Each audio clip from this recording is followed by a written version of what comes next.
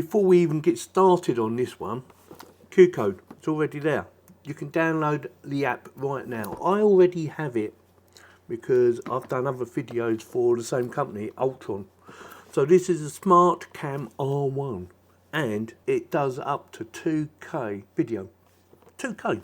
So it's a 2K resolution, IP65 means it's waterproof, two-way audio means you can talk to people, colour night vision, so night vision is in colour. Yeah, makes sense? And you can download an app from the App Store or the Google Play Store. And that's about it. As always, I will stick links in the video description in case you want to go and check it out. So in this video, I'm going to do an unboxing, of course. Also, we're going to see how easy it is to connect to the app, which I've already got open and ready to go. Just trying to think which way is the best way to open it. And we're going to see what the quality of video is for night and day, because I'm sure you're going to want to know. Maybe even do a bit of audio, although I know this, the microphones are really good on these things anyway. You normally have to turn them down, if anything. I can't get her out. There she goes. Right, I did see a little tag. There's a little tag there. That's clever, isn't it? That's the first actually, having a little tag. Makes life a lot easier.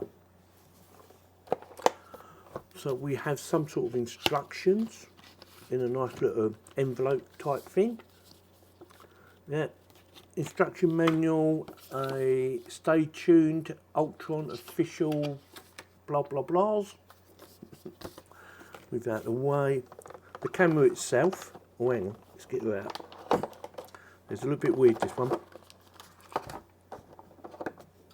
So it comes with a plug, which is handy. It's a USB Type-C connection. It's a standard USB connection. 3-pin plug for the UK market. And that looks like a very long lead.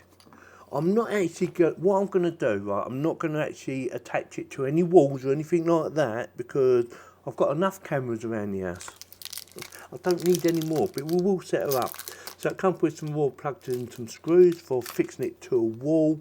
Comes with a fixing bracket which would go on there somehow. It says top. Where's the top? Well, that's the top.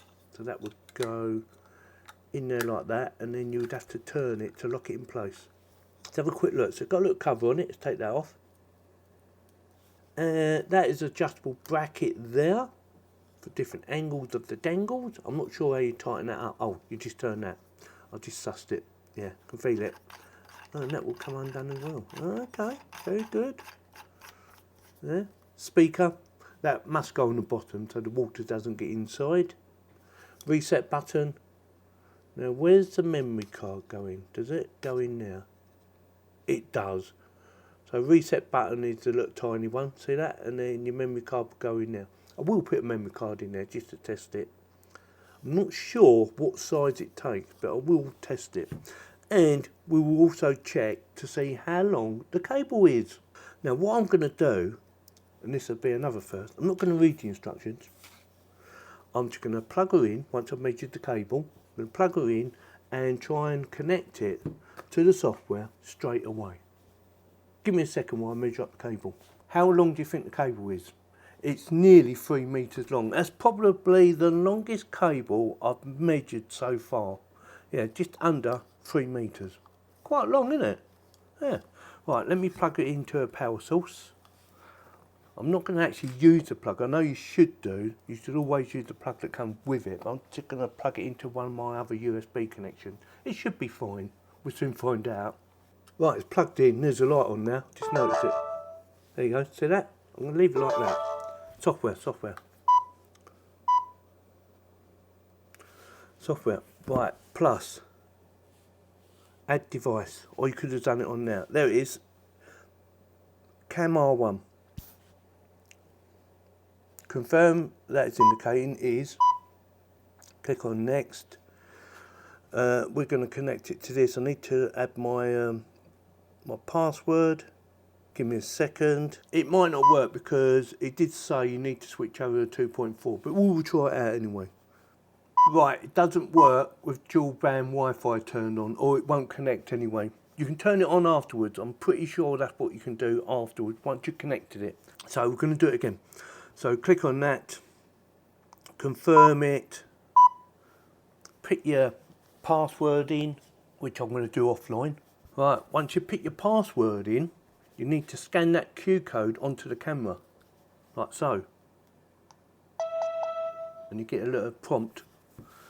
I heard a prompt, do that, and hopefully she should just connect. Fingers crossed.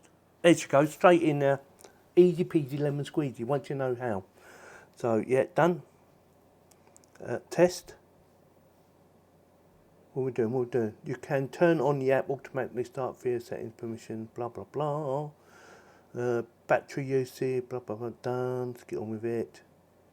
New updates. I'm going to cancel the updates, and she's working. Oh, it's a nice good picture, isn't it? Yeah, nice clear picture. Right, don't forget, it hasn't got a memory card in it yet, so I'm going to put a memory card in it in a minute. But just want to have a quick look.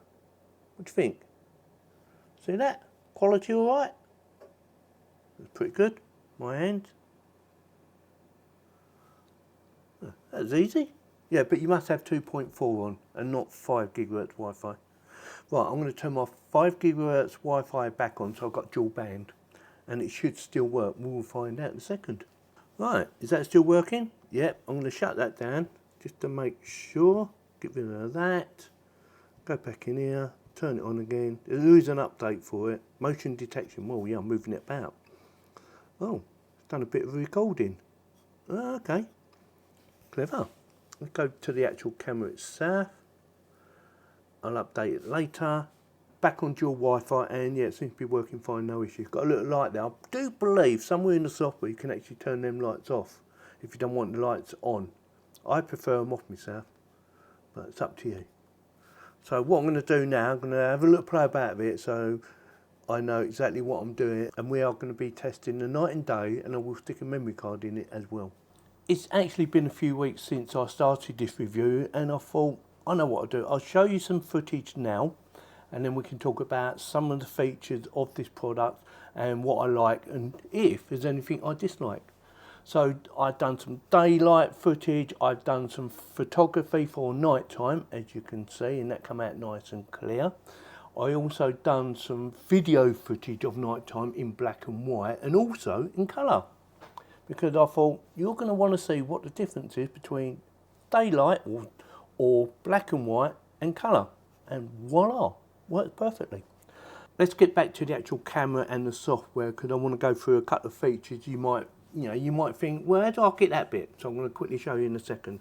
So what I've done, I velcroed the back of this to a pole, and it worked really well to keep it upright. Yeah, and that's very easy to do. And it did get really wet as well, which I was a little bit concerned about, I thought, because I've only velcroed it. Is it going to fall off or anything? And no, it didn't. It stayed up there for quite a long time. Now, the software. The software, as you can see, it's moving about. Yeah, there is a bit of lag there, but you'd always get that anyway. But yeah, overall pretty good. Easy to use. It does say it takes up to 128 gigabyte memory card. Haven't tried a bigger one than that, but that's what it says. Now, if you want this to go full screen, see the little arrow down there where it says Cam R1. Click on the little arrow, and it will go to full screen or bigger screen. And I do believe you can change it. There you go. That's better. Full screen or half screen. Click on that. See that? Picture quality is nice and clear. Obviously, if you get too close, it's not designed to be too close. Yes. Can you zoom in? You can. See that? Zoom out. Zoom in. Zoom out. And out. That's very good. Like I said, it's easy to use. One thing I did do, and that's purely for me personally, is I turned off notifications, because anything moving and it sends me a message saying, oh, there's something moving in your garden, so I turned it off. If you want to turn it on, you go into settings, and you can do tap to run automation. There's nothing in there at the moment, as you can see, because I haven't set nothing up like that. You can select Amazon Alexa, or Google Home to connect it to if you want. It's got a sleep mode, which I've turned off, basic functions, night mode. So if you go into night mode, you can turn on the colour mode or leave it on IR mode or auto mode. I've got it set on IR mode because I wasn't really fussed about colour, to be honest with you. And detection alarm, I've got that turned off. Now, it's easier to turn it back on. It will send you a message and things like that. And the other thing I did turn off was the light. There's a light, not that light. At night time, the light will come on and brighten up your garden. I've turned that off because I don't want to upset the neighbours.